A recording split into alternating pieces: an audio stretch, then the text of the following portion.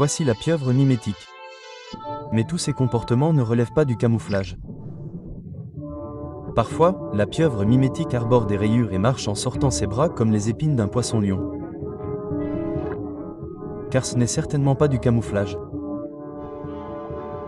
Quelque part dans les eaux de l'océan Indien et de l'océan Pacifique, au large des côtes indonésiennes, à l'intérieur d'un terrier de Santi dans un platier limoneux, environ 400 œufs étroitement collés sont cachés. Et maintenant, vous émergez de l'un d'eux, dérivant vers le haut pour rejoindre un nuage de vos frères et sœurs dans le vaste vide bleu qui vous entoure. Attendez, c'est votre mère là-bas? Elle a rendu son dernier souffle au moment où les premiers œufs se sont ouverts. Le moment idéal pour une sortie traumatisante. En fait, c'est comme ça que ça se passe pour les femelles pieuvres mimétiques. Il n'y a pas de temps pour le deuil. C'est l'enfer qui vous attend. Vous et des centaines de vos frères et sœurs flottez désormais comme du plancton, dérivant là où les courants sont conçus pour vous emmener. Juste de minuscules parcelles transparentes de potentiel, chacune d'environ 2 mm de long. Attendez. Oh, c'est bien, leur voyage est terminé avant même d'avoir vraiment commencé. Eh bien, plus de 99% d'entre vous vont se faire dévorer au cours du premier mois. Voyons si vous pouvez faire partie des 1%. Si vous y réfléchissez, vous avez plus de chances de gagner à la loterie que de survivre. En ce moment, vous êtes au stade parallèle, ou ce que les scientifiques appellent les bébés pieuvres. Vous êtes pratiquement transparent avec quelques cellules pigmentaires brunes qui commencent à se développer. Votre corps continue de grandir, mais ces 8 petits bras savent déjà quoi faire. Ils palpitent en rythme pour vous maintenir à flot. Même si chacun d'eux n'est pas plus long qu'un cil, les prochaines semaines seront consacrées à la survie. Vous dérivez avec d'innombrables autres petites créatures dans la soupe océanique. Vous ne pouvez pas encore couler au fond. Vous êtes coincé ici, dans la zone de danger où tout le monde voit. Oh, voilà un autre groupe de vos frères et sœurs qui s'en va. Pas de problème, vous vous y habituerez. En fait, vous ressemblez à un nuage de barbe à papa flottant. Chaque fois qu'une créature arrive, mord et disparaît. Bien que votre corps translucide et votre petite taille vous offrent une certaine protection, c'est surtout la chance qui vous maintient en vie ici. Lorsque vous avez un peu faim, vous commencez à vous nourrir du petit plancton qui nage à vos côtés. Votre bec microscopique est déjà capable de briser les coquilles des copapodes et autres mini-crustacés. Au cours de ces premières semaines, vous grandissez rapidement, alimenté par un régime riche en ces morceaux protéinés. Après environ 3 à 6 semaines à vous gaver et à éviter le danger par pure chance, vous avez enfin dépassé le stade parallèle. Vous avez maintenant à peu près la taille d'un minuscule raisin. Vous êtes suffisamment potelé pour couler et vous êtes prêt à démarrer une toute nouvelle vie au fond de l'océan. Alors que vous vous enfoncez dans des eaux plus profondes, le paysage change radicalement. Plus de bleu infini. Ce n'est plus qu'un paysage de sable, de boue, d'affleurements coralliens et de quelques parcelles d'herbiers marins. Votre première journée au fond de l'océan commence mal. Deux goïs vous repèrent et se précipitent dans votre direction. L'instinct entre en jeu et les cellules de votre peau s'activent dans un miracle neurologique. Tout votre corps se transforme, s'assombrit pour s'harmoniser avec le fond trouble. Voyez, je vous avais dit de devenir surréaliste. Détendez-vous, je vous fais confiance. Allons donner le scoop à tout le monde. Ce n'est pas parfait parce que vous êtes encore en train d'apprendre, mais c'est suffisant pour les faire hésiter juste assez longtemps pour que vous puissiez vous faufiler sous un fragment de coquille. Votre cœur s'emballe, pompant du sang bleu à base de cuivre dans vos 3 cœurs à un rythme effréné. Oui, 3 cœurs. Un cœur principal et 2 cœurs brachiaux qui pompent le sang dans vos branchies. Parlons de la surperformance cardiovasculaire. À 2 mois, vous avez atteint votre stade juvénile. Vous mesurez maintenant environ 5 cm de long. Vous découvrez également quelque chose d'intéressant sur vous-même. Vous êtes différent des autres pieuvres. Quand cette morille est passée devant votre tanière hier, quelque chose a cliqué dans votre cerveau. Au lieu de simplement changer de couleur, tout votre corps a semblé se réorganiser. Vos bras se sont alignés en formation et votre peau a développé des rayures. Et soudain, tu n'étais plus une pieuvre. Tu ressemblais à un poisson plat toxique. C'était maladroit, plutôt un enfant portant les vêtements de ses parents. Mais c'est suffisant pour faire comprendre à l'anguille que s'occuper d'un poisson plat toxique n'est pas sur sa liste de choses à faire. Plus tard dans la journée, tu essaies à nouveau. Cette fois délibérément. Tu te lèves, tends 2 bras au-dessus de ta tête et aplatis les autres contre le fond marin. Tu deviens noir et jaune. Tu es désormais un serpent de mer venimeux. Ça a l'air convaincant. Tu es la seule espèce connue de pieuvre capable d'imiter plusieurs animaux à la demande. Ton cerveau établit des connexions plus rapidement que n'importe quel autre animal de ta taille. Et ce système nerveux distribué signifie que chaque bras peut résoudre un problème indépendamment, tandis que ton cerveau central coordonne la situation dans son ensemble. Lorsque tu passes sous ce rocher pour attraper un crabe, ton bras pense littéralement par lui-même. Il sent, goûte, décide, tout cela sans consulter ton cerveau principal. Un peu salé.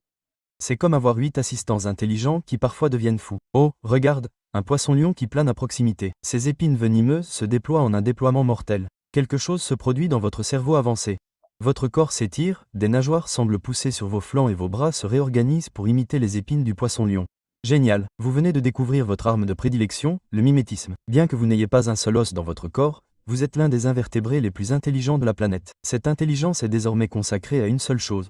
rester en vie par la tromperie. Vous pouvez traiter plusieurs menaces simultanément, décidant en quelques millisecondes de quelle créature vous voulez vous faire passer pour avoir les meilleures chances de survie. 3 mois plus tard, vous mesurez environ 12,5 cm et souffrez d'un mal des bras qui peut s'étirer sur près de 30 cm lorsqu'il est complètement déployé. Votre répertoire d'imitation s'élargit chaque jour. Vous avez appris à imiter une douzaine d'animaux marins différents. Chacun est parfaitement adapté à la menace présente. Oh, attendez, un barracuda vous fonce dessus. Il est temps d'utiliser ces tours de passe-passe de Bendis. HM, serpent de mer. Bon choix. Le barracuda s'éloigne immédiatement. Même les prédateurs supérieurs ne s'en prennent pas aux serpents de mer. Quelques minutes plus tard, vous détectez les vibrations d'une crevette mante qui approche et vous changez instantanément de tactique, comprimant votre corps et étendant vos deux bras pour imiter un poisson plat toxique avec des taches oculaires. La crevette mante, capable de frapper avec la force d'une balle de calibre 22, vous offre une large portée. Cette capacité caméléonique n'est pas seulement destinée à la défense. Elle devient également votre stratégie de chasse. Trouvons un crabe croustillant pour vous montrer comment faire. Vous rampez sur le fond, en suivant parfaitement le sable, seuls vos yeux trahissant votre position. Il est là, inconscient de votre présence jusqu'à ce qu'il soit trop tard. Vos bras se déploient, guidés par des ventouses tapissées de récepteurs chimiques si sensibles qu'ils peuvent sentir ce qu'ils touchent. C'est délicieux. Mais ces capacités ont un prix. Votre métabolisme fonctionne à un rythme effréné, nécessitant une alimentation constante. À la différence de la plupart des pieuvres, cachées dans leur tanière, vous êtes souvent exposés, cherchant de la nourriture sur les fonds marins. Et c'est là que vous êtes le plus vulnérable. Oh, c'est quoi cette ombre? Un mérou vous a repéré malgré votre camouflage. Pas le temps de vous cacher. Le fond marin n'est que boue stérile. Vous avez encore un autre plan de secours ultime. De l'encre. Un nuage de mélatine noire jaillit de votre corps, aveuglant temporairement le mérou. Mais vous ne vous envolez pas comme les autres pieuvres.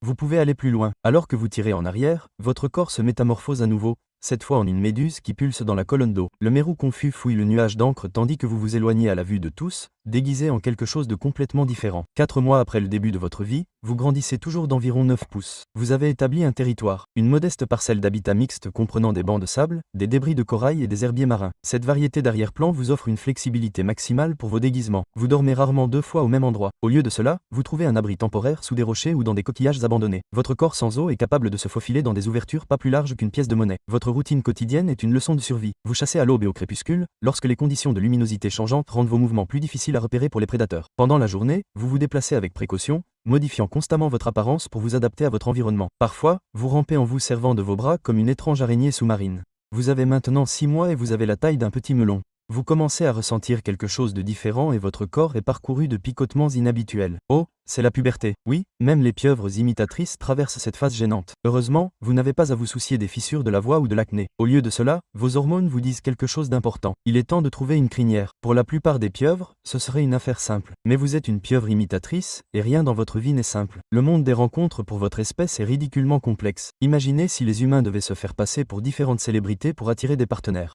En fait, en y repensant, vous apercevez une autre pieuvre imitatrice au loin, une femelle légèrement plus petite que vous. Elle est en train de faire sa meilleure imitation de poisson de ligne, et franchement, c'est une performance de 10 sur 10. Votre cœur fait un bond. Approcher une femelle imitatrice est une affaire délicate. Si vous la faites sursauter, elle pourrait vous prendre pour un prédateur et déguerpir. Pire encore, elle pourrait penser que vous essayez de lui voler ses mouvements caractéristiques. C'est comme approcher quelqu'un à une soirée costumée alors que vous êtes tous les deux déguisés en Batman. C'était un exemple stupide que je viens de donner. Désolé. Continuons. Vous décidez d'une stratégie audacieuse. Au lieu d'imiter une créature dangereuse, vous vous transformez en la plus éblouissante démonstration possible. La moitié de votre corps devient d'un blanc éclatant, tandis que l'autre moitié affiche des motifs vibrants de marron et de beige. C'est l'équivalent de la queue d'un paon pour la pieuvre imitatrice, et cela ne sert qu'à une seule chose. Et, je suis de la même espèce que vous, et je suis absolument fabuleux. La femelle semble intéressée et s'approche prudemment. Vient maintenant la partie vraiment bizarre de la parade nuptiale des pieuvres mimétiques. Vous tendez un bras spécialisé vers elle. Oui, ce bras. Le bras unique d'une pieuvre est modifié en ce que les scientifiques appellent délicatement un ectoïdalus. Il s'agit essentiellement d'un ensemble de distribution de sperme. Je n'avais pas besoin de voir ça. La femelle accepte votre offrande génétique, la stockant dans une poche spéciale jusqu'à ce qu'elle soit prête à féconder ses œufs. La parade nuptiale ne dure que quelques minutes. Pas de dîner, pas de danse, pas même un appelez-moi plus tard. Bon, supposons que vous soyez une femelle et non un mâle. Contrairement au mâle qui peut s'accoupler plusieurs fois, vous ne vous reproduirez qu'une seule fois dans votre vie. Quelle pression! Pas étonnant que vous soyez si pointilleux sur qui donnera ces gènes à votre future progéniture. Après l'accouplement, vous commencez à stocker de l'énergie, en mangeant 2 fois plus que d'habitude. Votre corps a besoin de suffisamment de réserves, car ce qui suit est l'acte ultime du sacrifice maternel. Et au bout d'une semaine environ, le moment arrive. Vous commencez à chercher la tanière parfaite pour pondre vos œufs. Un endroit protégé, mais qui laisse suffisamment d'eau circuler pour fournir de l'oxygène. Oui, cet endroit est parfait. Il est temps de se mettre au travail. Votre corps commence à produire des œufs, des centaines de capsules de la taille d'un grain de poivre d'à peine 3 mm de long. Lorsqu'il émerge, vous enfilez les œufs comme de minuscules perles sur de courtes tiges sous le toit de la tanière. Des centaines se balancent dans le courant, chacun d'eux étant attaché à une sécrétion spéciale qui durcit dans l'eau de mer. Le processus prend des heures et à la fin, vous avez produit entre 300 et 400 œufs. Chacun contient le potentiel d'un nouveau maître du déguisement. Ils pendent du plafond comme de minuscules raisins translucides. Quelle vue! Maintenant commence la période la plus consacrée de votre vie. Pendant le mois qui suit, vous mangez à peine. Juste une collation de minuit occasionnelle, parce que chaque mouvement de bras sert à ventiler ces œufs, concentrant toute votre énergie à protéger et à prendre soin de votre couvée. Jour et nuit, vous vous occupez de vos œufs. À l'aide de vos bras, vous les faites doucement flotter de l'eau fraîche riche en oxygène. Vous enlevez toutes les algues ou débris qui pourraient favoriser la prolifération des bactéries. Tout prédateur assez fou pour s'approcher subit le traitement complet de la pieuvre imitatrice, et vous devenez la créature qui le terrifie le plus. Au fil des jours, votre corps commence à changer. Vos couleurs autrefois éclatantes commencent à s'estomper. Vos muscles s'affaiblissent. C'est la senescence, la mort programmée qui vous assure de protéger vos œufs jusqu'à ce qu'ils soient prêts à éclore. Toute votre physiologie se concentre désormais non plus sur le maintien de votre corps en vie, mais sur la survie de ces œufs. Un mois après le début de la ponte, vous remarquez des changements dans les œufs eux-mêmes. Les embryons sont plus grands, leurs yeux, minuscules points noirs, sont visibles. Ils sont presque prêts. Votre corps le sait aussi. Vous vous affaiblissez de jour en jour. Enfin, après 60 à 80 jours de couvaison, le but de votre vie est atteint. Bien que vous ne viviez pas assez longtemps pour voir le moment de l'éclosion, votre corps, ayant tout donné pour protéger les œufs en développement, finit par lâcher avant qu'ils n'éclosent. Mais si vous êtes un mâle, la vie continue après l'accouplement.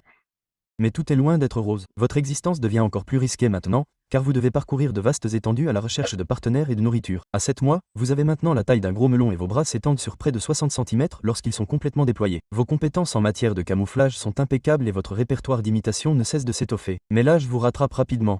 Vous savez que les pieuvres imitatrices vivent vite et meurent jeunes.